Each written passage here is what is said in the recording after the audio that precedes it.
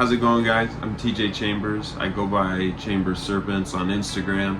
I've wanted to make a YouTube channel for a while just to share my perspective, my style of keeping, things I've learned over the years. I've been in and out of the hobby a few times ever since I was a child. That's when it first started for me. In elementary school I had reptiles, high school I had reptiles, various times of selling collections and moving states and building up a collection and then having things kind of change in life. Once COVID hit, I got back into keeping snakes again, and I got in really deep, and I didn't expect it. I just fell in love with it exactly how I did when I was a kid, and it's blossomed into a pretty big thing, and it's consumed a good amount of my free time and my not so free time. And so I'm just here to share what I'm doing and show people some really cool snakes, because I have a couple, in my opinion. I think they're really cool. And they might be some things that some people aren't familiar with, some things that might be controversial. Filthy little mudblood. And I would like to walk through a lot of my mindset and my approach on how I keep most of my snakes. I specialize in carpet pythons. That's the only species I've ever bred. I've bred carpets 2 years in a row. I've had a total of I think 5 or 6 clutches. I've had semi-success with other species. I did get a slug clutch of Apodora this past year, which was disappointing, but also felt really good to hit that point with that species. I didn't take it as a total loss. My female is doing great, didn't miss a beat, so even though I didn't get any babies out of it, I hit a milestone that I myself didn't think I would hit with that species, and that felt really nice. But that's the only other species outside of carpet pythons that I've bred. As far as carpets that I have produced, I've produced pure Darwins 2 years in a row. The first year was albino to albino, and then the second year was a reduced pattern male to the same albino female. She's actually right there. And I think she's gravid again, not bred to a Darwin, bred to a different snake this year, so fingers crossed on that one. She's 11 years old this year, and I think this would be her 5th clutch. She had 2 clutches for the previous owner. This will be her 3rd for me.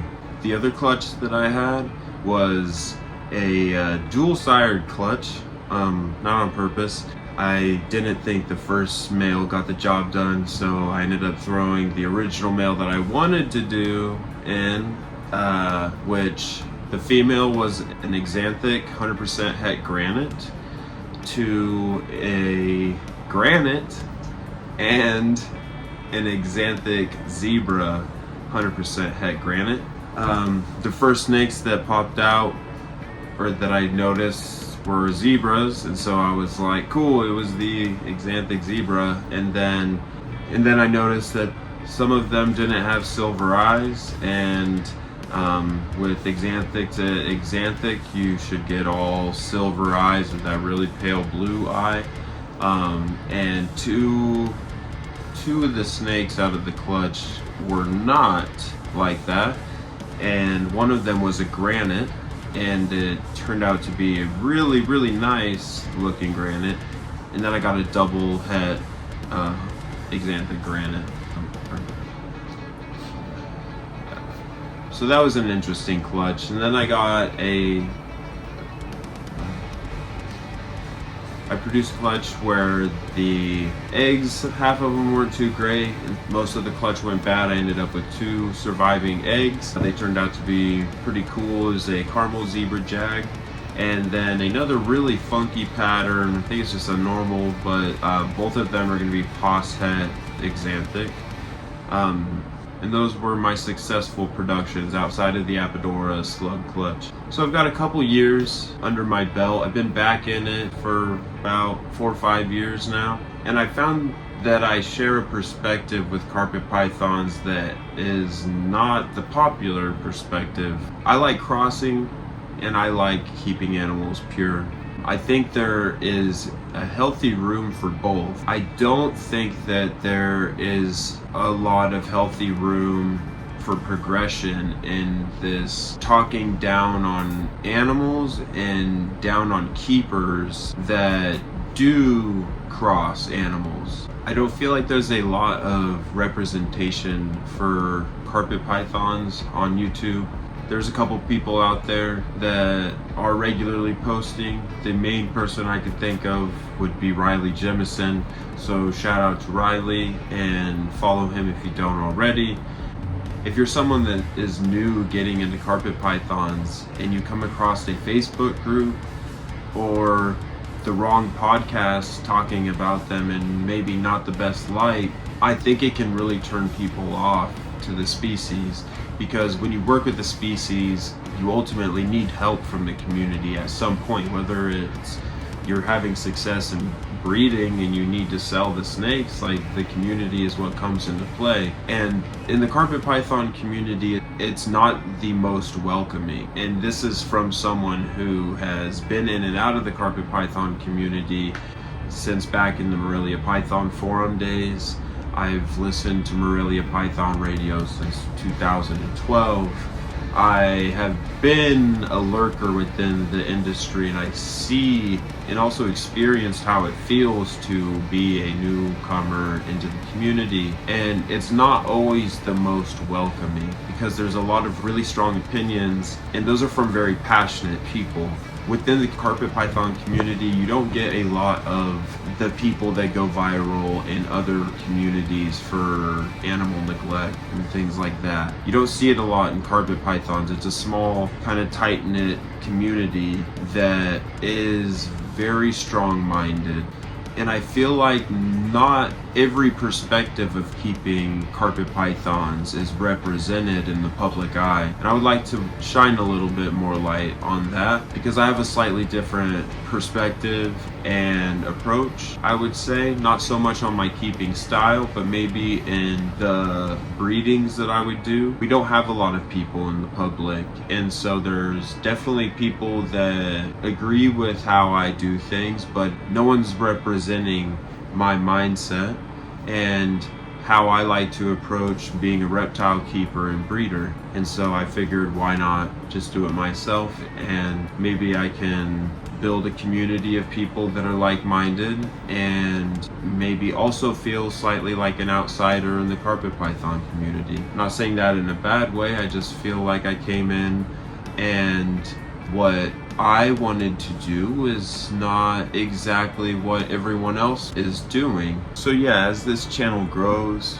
I plan to just share my experiences as a keeper, try to share any advice that I might have, and try to possibly change things that I think should be changed as far as just how we approach the community and how we treat one another.